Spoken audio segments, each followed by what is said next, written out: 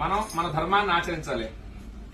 అయితే మీ అందరికి జడలు వేసుకోవడం వచ్చు కదా, ఎంతమంది వేసుకున్నారు చెప్పండి, వేలతో లెక్కేయచ్చు. పూజకు వచ్చేటప్పుడు కొంచెం పద్ధతిగా రావాలన్నమాట. పంచమాంగళ్యాలు ఉంటాయన్నమాట. ఆడవారికి జుట్టు జడ వేసుకుని పూలు పెట్టుకోవడం, బొట్టు పెట్టుకోవడం, మంగళసూత్రాలు, మెట్టెలు, నల్ల పూసలు, గాజులు ఇవన్నీ కూడా ఈసారి నుంచి పూజకు వచ్చేటప్పుడైనా జడ వేసుకొని, బొట్టు పెట్టుకొని, గాజులు వేసుకొని అలా చేస్తూ ఉండాలి. ఎందుకంటే మన ధర్మాన్ని మనం కాపాడాలి. ఇప్పుడు మీ పిల్లలకు చెప్పాలనుకోండి, మీరేం చెప్తారు? ఇప్పుడు చెప్పబోయేది ఏంటంటే, మీ పిల్లలకి ఇప్పటి నుంచే సంస్కృతి సాంప్రదాయాలు నేర్పండి. ఇప్పటి నుంచి నేర్పకపోతే తర్వాత వాళ్ళు అలవాటు పడరు. ఇప్పుడు నేను కొన్ని పూజలు చేయడానికి వెళ్ళినప్పుడు వీళ్ళు పెద్దవాళ్ళు ఇక్కడ పూజ చేస్తూ ఉంటారు, పిల్లలు ఏమో బెడ్రూమ్ లోకి వెళ్ళి ఫోన్ నొక్కుంటున్నారు, టీవీ చూస్తూనే ఉంటారు. వాడి నుంచి పూజ దగ్గర కూర్చోమంటే కూర్చోడు. చిన్నప్పటి నుంచే ప్రయత్నపూర్వకంగా వాళ్ళతోటి స్తోత్రాలు గాని, శ్లోకాలు గాని, అసలు గుడి అంటే ఏంటి, పూజలు అంటే ఏంటి మనం తెలుసుకొని వాళ్ళకి తెలియజెప్పాలన్నమాట.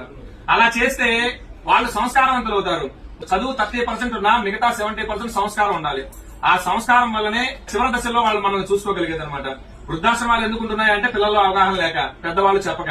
అయితే ఇతర మతాల వాళ్ళు ఆ పుస్తకాలు గాని, వాళ్ళ మతాల గురించి గాని వాళ్ళు ప్రచారం చేసుకుంటూ ఉన్నారు. కానీ ఎంతమంది ఇళ్లలో భగవద్గీత గాని, భాగవతం గాని, రామాయణం గాని, ఈ ఇతిహాసాలు గాని, పురాణాలు ఎంతమంది ఇళ్లలో ఉన్నాయి? ఒక పుస్తకాలు ఎంతమంది రోజు కనీసం ఒక్క శ్లోకం చదువుతున్నారా? వెరీ గుడ్ అండి. తర్వాత భగవద్గీతకు సంబంధించి ఒక శ్లోకమైనా మీరు చదువుతున్నారా? పిల్లలకి నేర్పిస్తున్నారా? లేదు. కాకపోతే ఈ సీరియల్స్, సినిమాలు వస్తూ ఉంటాయి, ఎంటర్టైన్మెంట్ ఉండొచ్చు జీవితంలో. కానీ జీవితం మొత్తం ఎంటర్టైన్మెంట్ కాకూడదు. మనకి 54 లక్షల జీవరాశులు ఉన్నాయి. వాటిల్లో విచక్షణ కలిగింది, బుద్ధి కలిగింది ఒక మనుషులకు మాత్రమే. మనకి జ్ఞానం ఉంది, బుద్ధి ఉంది. మనం హిందూ ధర్మంలో పుట్టినందుకు ఖచ్చితంగా మన హిందూ ధర్మాన్ని పాటిస్తూ ఒకళ్ళ మతం మారకుండా కాపాడే విధంగా మనం ఉండాలన్నమాట. ఇప్పుడు ఎడారి మతం వాడు వచ్చేసి నా మతంలో ఇది ఉంది అని చెప్పినప్పుడు మనం కూడా చెప్పగలగాలిగా, శివుడు ఎంత శక్తివంతుడు, రాముడు ఎంత శక్తివంతుడు, విష్ణుమూర్తి ఎంత శక్తివంతుడు, వీళ్ళు ఎంతమందితో యుద్ధం చేశారు, ఏమేం చేశారని మనకు తెలియాలి ముందు వాళ్ళకి చెప్పాలి అంటే. లేదు అంటే వాడు చెప్పేది నిజం అనుకుంటాం. కాబట్టి మనం నేర్చుకోవడం, కొంత సమయం భక్తికి, పూజలకి కేటాయించండి. అలాగనే ధర్మం తెలుసుకోవడానికి, ఆచరించడానికి కొంత సమయం కేటాయించండి. అలాగనే మీ పిల్లలకి కూడా చెప్పండి. పిల్లలకి ఇప్పటి నుంచే మొదలు పెడితేనే వినగలుగుతారు. నాకు తెలిసి మీ పిల్లలందరూ చిన్నపిల్లలు అయి ఉంటారు.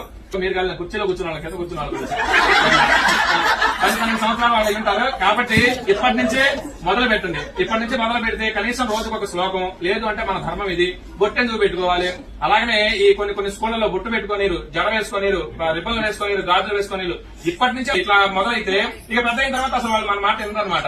వేరే మతాల వాళ్ళని పెళ్లి చేసుకోవాలన్నా కానీ దానికి వెనకాడరు. మన ధర్మం గురించి, అలాగనే మన ఆచారాలు, సాంప్రదాయాల గురించి నాన్నమ్మలకి, అమ్మమ్మలకి తెలిసి ఉంటుంది.